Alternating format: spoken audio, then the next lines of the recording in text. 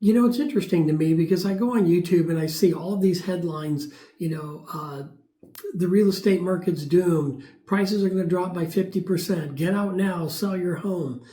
But when I pull up the data that supports home prices, it's just not showing that that's going to happen. So let's talk about a couple of things, and then I'm going to pull up some charts and show you what I'm talking about. So the first thing is, what creates demand in the housing market are household formations. And household formations are much higher now than they were even back during the 2008 housing crisis.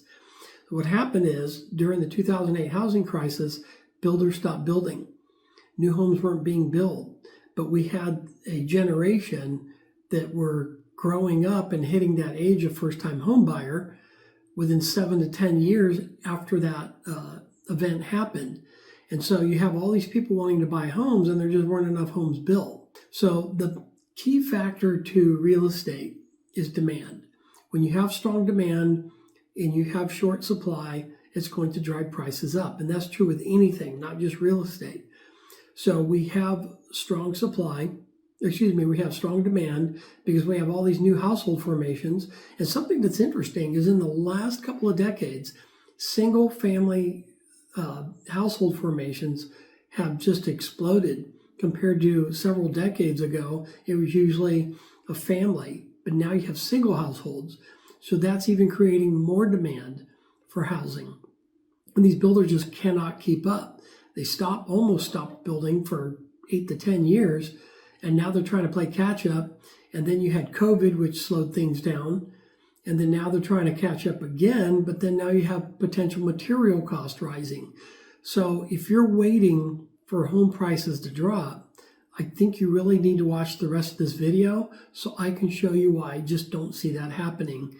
And then you can watch one of my other videos about how millennials can purchase a home, some of the steps that you can take if you find that home prices are unaffordable.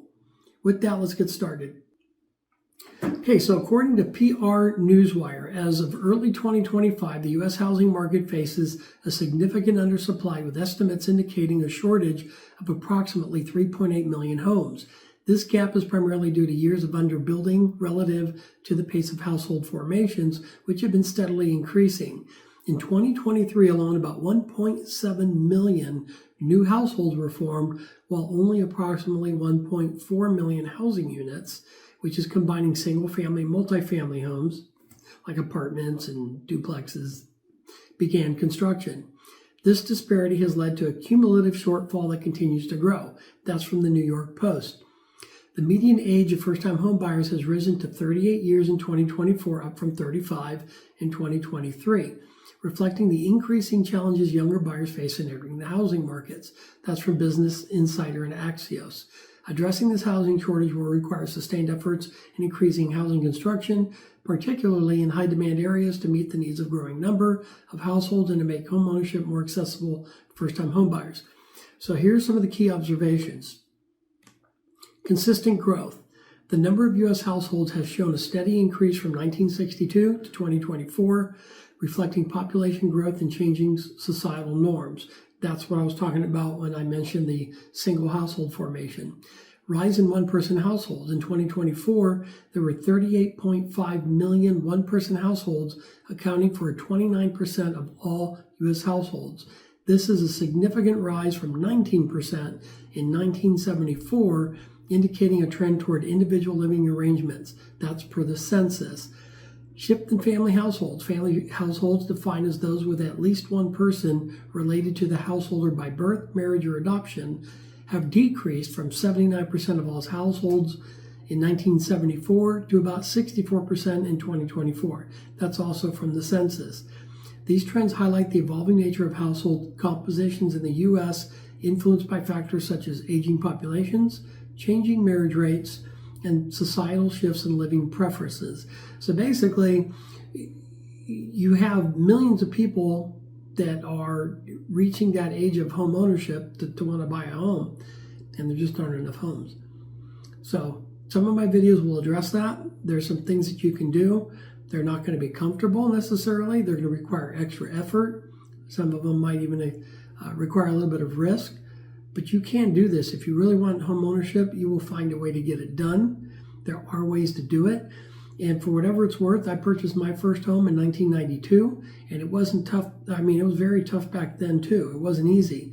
Interest rates were over 9%, and you would pay on average 2 points to get that rate. And home prices where I lived in California were astronomical. And I was a single guy, but I made it work. And I did it by getting roommates, by working overtime, and sometimes I would work side jobs to make extra money. So, but I really wanted to own a home. And then after a couple of years, it got easier. And then after several years, 3 to 4 years, I never looked back.